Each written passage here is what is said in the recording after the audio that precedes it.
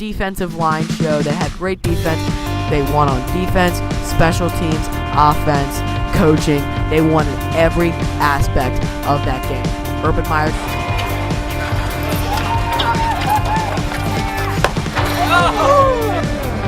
This little blue stripe right there, and I always like the relics with the nice blue, with the nice stripe down them.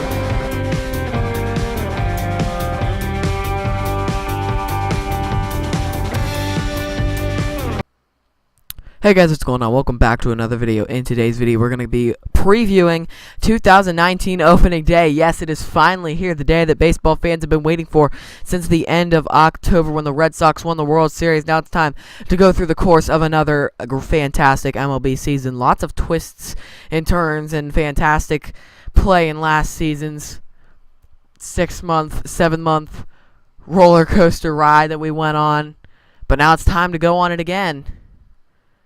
And depending on where you are, either 6 or 7 months of joy, happiness, sadness, straying away from everybody, bragging about your team, everything that the game of baseball brings to the baseball fans is finally back. And we're going to preview the day that brings it all back, opening day. We're going to start off with some notable games on opening day. The Red Sox taking on the Mariners at 7 o'clock, the showcase game of the day. Red Sox, of course, the defending champions, had the highest win total in last season. They've got to be one of the best teams coming in. They got J.D. Martinez leading this team. They got Mookie Betts. They got Jackie Bradley Jr., Andrew Benintendi. They have so much talent on their, especially in their fielding. Xander Bogaerts. And then in pitching, you're led by Chris Sale, David Price. You also got Rick Porcello in there, who was a former Cy Young Award winner. So this team can definitely do some damage again, and it's going to be fun to see them in action in 2019. Next notable game, the Diamondbacks taking on the Dodgers at 4 o'clock. The Dodgers back-to-back appearances in the World Series, but neither resulted in a win. So we'll see if they make it back this year. We'll see if that happens, and if it does happen,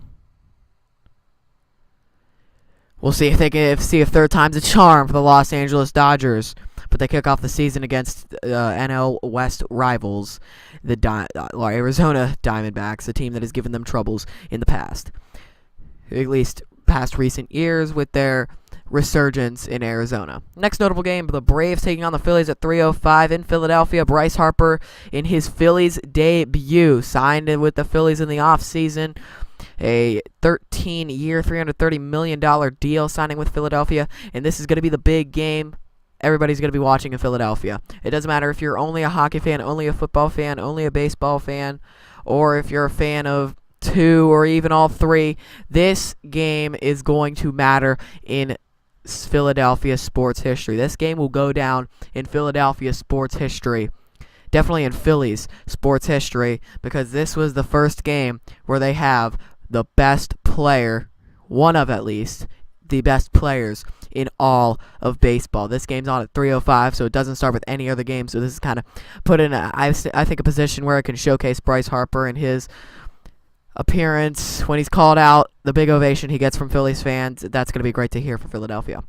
Our final showcase game, Giants-Padres at 4:10. This is Manny Machado's first game as a Padre. This will go down in San Diego sports history and Padres sports history, because this is the day that they have one of the best players on all of baseball at the time being introduced on their opening day roster. So the two games, 3:05 and 4:10, Bryce Harper's debut, Manny Machado's debut. Make sure to watch those games and see the ovations that they get from the crowd, even though they took all the way until March to sign their big money contracts.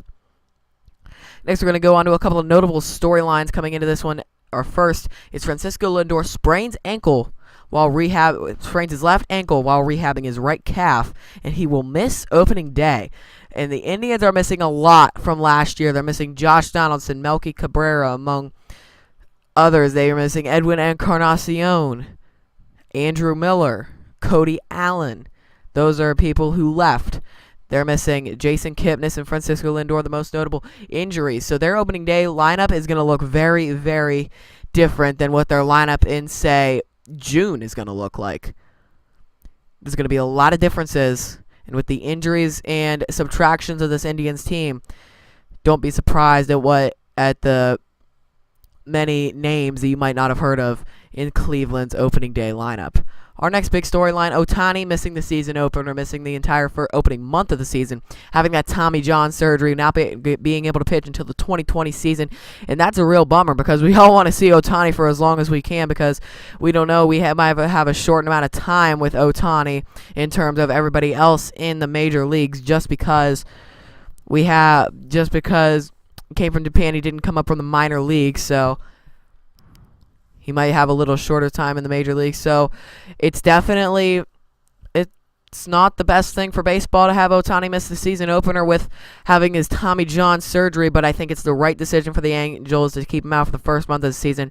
So we'll see how the Angels do without him, even though they do have Mike Trout, who is, in my opinion, the best player in baseball right now. We're deserving of that 14-year, $430 million extension. Excuse me, that wasn't 14 years. It was 12 years, but nonetheless, a $430 million extension? That's a lot of money. If I've ever heard a large amount of money, biggest contract in sports history, we'll see if Trout can produce in his first season under that contract. Finally, we're gonna go with some surprise players who made their opening day roster. First, we're gonna start with the Padres, who have one of the strongest farm systems in all of baseball. They're going to send Fernando Tatis Jr., the shortstop for San Diego. He will be on the opening day roster. Tatis is one of the best prospects in all of baseball, and I'm happy to see him on the opening day roster because that means we can see more of him in baseball, and I think that he is going to thrive in the major leagues this season. I think that he has all the tools in modern baseball, at least, because he can hit the big pitchers. He can do everything that a consistent hitter at the plate, like a guy like JD Martinez or Andrew Benintendi or Mookie Betts or Jackie Bradley Jr. can do. He's a guy who can hit the ball consistently, and he's got some power to him. I cannot wait to see Tatis Jr. in the major leagues. Next, Eloy Jimenez, who got a extension from the White Sox not too long ago. He will make the opening day roster, which is kind of surprising because they wanted to keep, I don't know if they wanted to keep him in the minor leagues a little longer, as he was acquired from the Chicago Cubs, I do believe. Correct me if I'm wrong. But Eloy Jimenez, he is definitely another top prospect in the MLB who makes the opening day roster. Very happy to see him in the major leagues this season, and I can't wait to see what Eloy Jimenez does for the Chicago White Sox in Chicago's other baseball team. Final player a surprising player who made the opening day roster, Thomas Nido for the Mets, a catcher who beats out Devin Mesoraco for the second catcher spot behind Travis d'Arnaud, and this proves that the Mets have such a surplus at the catching position. They have such a surplus behind the plate at the catching position, and they need it. They've got some of the best pitchers in baseball with Noah Syndergaard and Jacob deGrom, one of the best 1-2 punches in baseball currently. So they're definitely going to need the best catchers to catch them. They got the best pitchers. I wouldn't be surprised if the Mets make a surprise run in the NL East this year. So look out for the Mets. They're definitely a sleeper team.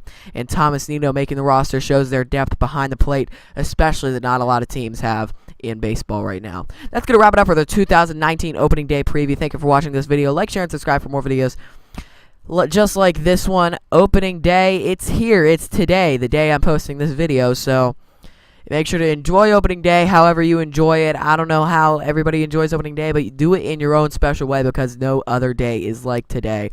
So enjoy it while you can, because we'll be in the full swing of baseball, and then it'll be off-season time. It'll be end of October, just like that. So make sure you enjoy this baseball season. Enjoy opening day. And until next time, again, thank you for watching the 2019 opening day preview.